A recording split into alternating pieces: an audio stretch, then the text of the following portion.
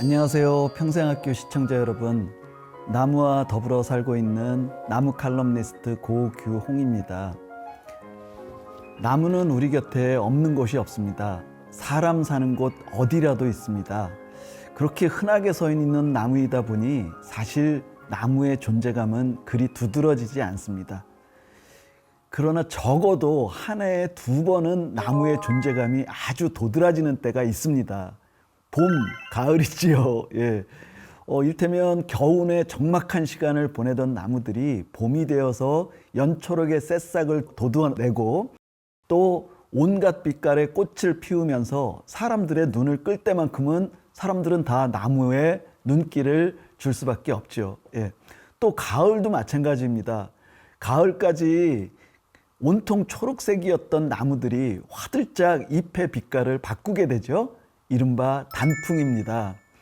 이 단풍의 원리를 톱파보면 나무의 비밀스러운 신비의 생존 전략이 들어있다는 걸 알게 됩니다.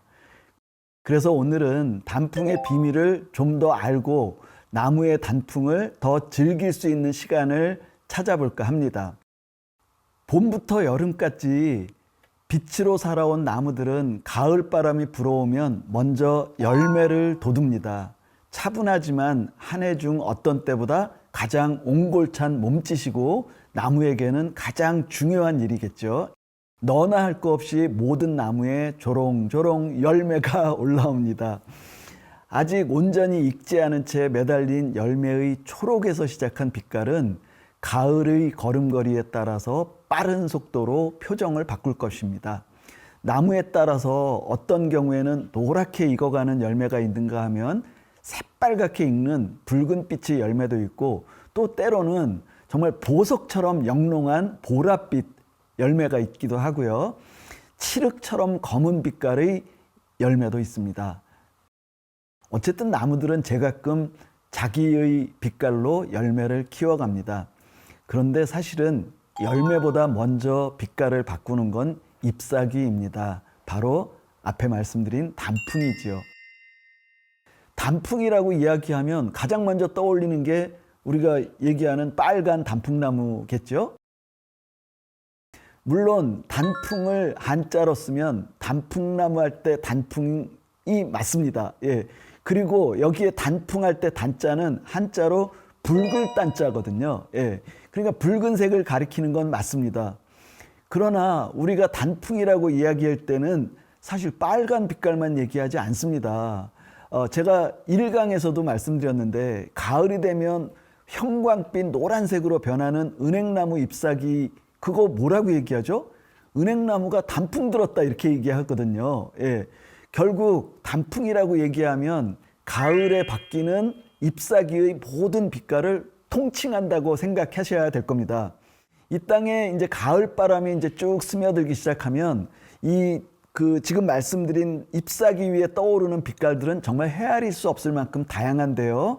대표적인 것만 한번 짚어보면요. 은행나무 잎사귀는 노랗게 물들고 갈참나무나 굴참나무와 같은 우리가 흔히 도토리나무라고 얘기하는 참나무 종류들은 갈색이 또렷하게 드러납니다. 그리고 단풍나무는 새빨갛게 물이 들지요. 예. 또 재밌는 게 있는데요.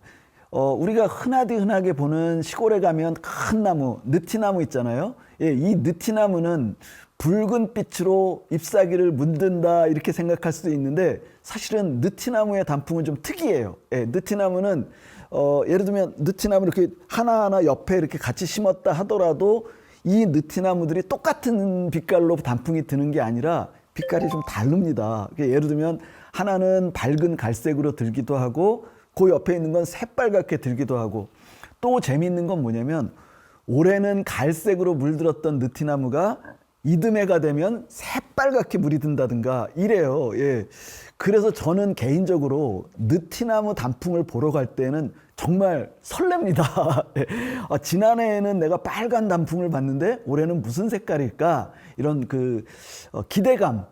어떻게 변할지 모르는 거기 때문에요. 예, 그런 기대감 때문에 설렘을 가지고 단풍을 찾아가게 됩니다. 예.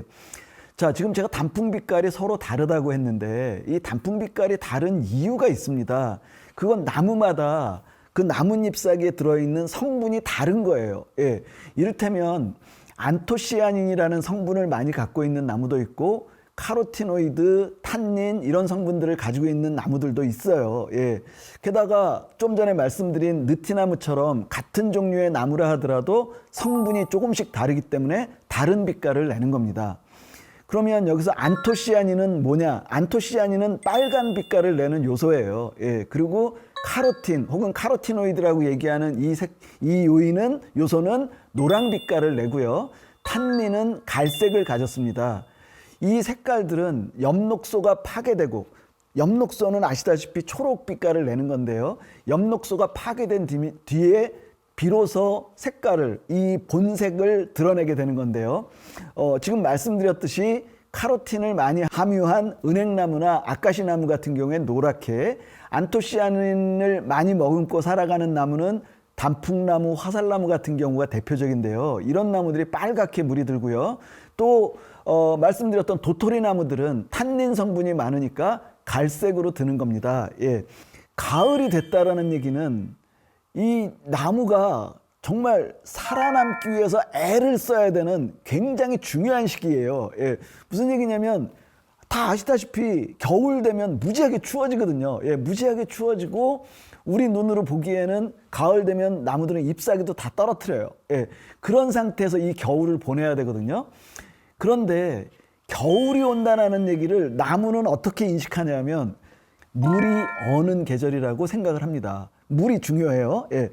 이 물이 온다라고 인식한다는 얘기는 뭐냐면 광합성이라는 거를 하기 위해서는 뿌리로부터 물을 쭉 끌어올려야 되는데 뿌리로부터 끌어올리는 관이 있어요. 이 나무 줄기에. 이 나무 줄기에 바로 바깥쪽에 이 관이 있는데 나무 줄기 바깥쪽에 있는 관, 이 관 속에 들어있는 물이 얼 수 있다라는 거 이 나무들은 이제 눈치채는 거예요. 예. 그런데 이 나무들의 물을 끌어올리는 이 관이 나무 줄기가 굉장히 크잖아요. 예, 굉장히 굵고, 예, 이 굵은 나무 줄기의 안쪽에는 없고 바깥쪽에만 있어요. 이게 얇아진 건데요. 아니, 이 굵은 나무 줄기의 가운데에 이 저 관이 있다라면 보온도 되고 따뜻하게 이제 겨울을 날 수 있을 텐데 얄궂게도 바깥쪽에만 그 관이 있습니다. 그러다 보니까 겨울이 되면 이 물관으로, 그 관을 물관이라고 하는데요. 이 물관을 통해서 끌어올리는 물을 얼지 않게 할 수 있는 도리가 없습니다. 예. 그 얘기는 뭐냐면 물관 속에 물이 계속 올라오다 보면 그게 얼면 어떻게 돼요? 부피가 팽창합니다. 그리고 터져버려요. 예. 그 겨울, 이 물관이 터진다라는 거를 우리가 가정에서도 겨울 되면 수도관이 얼어서 터지는 그런 일들이 벌어지잖아요. 똑같은 이치입니다. 그 나무에 물관이 얼어서 터지는 걸 식물학에서는 뭐라고 얘기하냐면 동해를 입었다 이렇게 얘기를 하는 거거든요. 예. 그러니까 동해를 입었다는 얘기는 나무는 죽는다는 얘기예요. 그러니까 나무는 겨울 채비를 해야 돼요. 그 겨울 채비가 뭐냐면 물관으로부터 물을 끌어올리지 말아야 한다는 거거든요. 그래서 나무가 이 나무 가지와 나뭇잎 사이에 잎자루라는 게 있잖아요. 그 잎자루 사이를 연결하는 그 관에다가 떨켜층이라는 새로운 조직을 만들어요. 그 관 안에다가 그 떨켜층이라는 조직을 탈리데라고도 부르는데요. 그 떨켜층을 만들어서 그 작은 가느다란 미세한 관 안에서 차츰차츰 몸을 키우는 거예요. 예. 몸을 키우다 다 키우면 어떻게 되겠어요? 물관이 막히겠잖아요. 물관이 막히니까 물이 끌어올려지지 않는 겁니다. 예. 그러면 어떻게 되겠어요? 이제 엽록소가 광합성을 할 수 없게 되는 거예요. 물이 없으니까. 물, 이산화탄소, 햇빛 이 세 가지 중에 한 가지만 없어도 광합성을 할 수가 없거든요. 예. 그러니까 이제 광합성을 못 해요. 엽록소가. 그래서 엽록소가 비활성화되고요. 그리고 그때 비로소 그동안 숨어있던 다른 성분들이 드러나면서 잎사귀들이 빨강, 노랑, 갈색으로 드러나게 된다라는 이야기입니다. 자, 그런데 여기가 끝이 아닙니다. 여기가 끝이 아니고 그 중에 제가 이제 그 안토시아닌 얘기를 좀 말씀드리고 싶은데 안토시아닌의 경우에는 말씀드렸듯이 빨간 빛으로 드러난다고 했잖아요. 근데 안토시아닌은 아마 많은 시청자들이 잘 아시겠지만 우리가 평소에 안토시아닌을 이렇게 많이 섭취해야 된다 이런 얘기를 할 때에도 안토시아닌이 왜 좋아요? 항산화 작용을 한다 뭐 이런 등등의 굉장히 좋은 얘기들이 있잖아요. 예. 그중에 제가 무슨 말씀을 드릴 거냐면 이 나무들이 빨간 빛으로 안토시아닌을 그렇게 끌어올리면 안토시아닌을 끌어올렸던 잎사귀가 어떻게 돼요? 떨어집니다. 낙엽을 하는 거죠. 예, 낙엽을 하게 되면 바닥에 깔려요. 예, 바닥에 깔린 이 나뭇잎들이 좀 지나면 안토시아닌이 잎사귀에서 탈락하고 그토록 빨갛게 예뻤던 잎사귀들이 좀 지나면 회색이라든가 뭐 다른 색깔, 갈색이나 이런 색으로 바뀌죠. 예, 그러면 거기에 안토시아닌은 어디 갔어요? 뿌리 곁으로 모인 거예요. 예. 이 뿌리 곁에 모여 있는 안토시아닌이 하는 역할이 있습니다. 이 안토시아닌이 하는 역할이 뭐냐면 해충 방제 역할을 하거든요. 해충 방제 역할을 하는데 이게 왜 또 중요하냐면 이제 지금 잎사귀를 다 떨어뜨리고 나니까 나무들은 광합성을 해서 양분을 공급하지 못하거든요. 그 양분을 공급하지 못하는 상황에서 겨울잠에 들어가게 되는데 겨울잠을 자는 동안 진짜 무방비 상태로 잠을 자는 거거든요.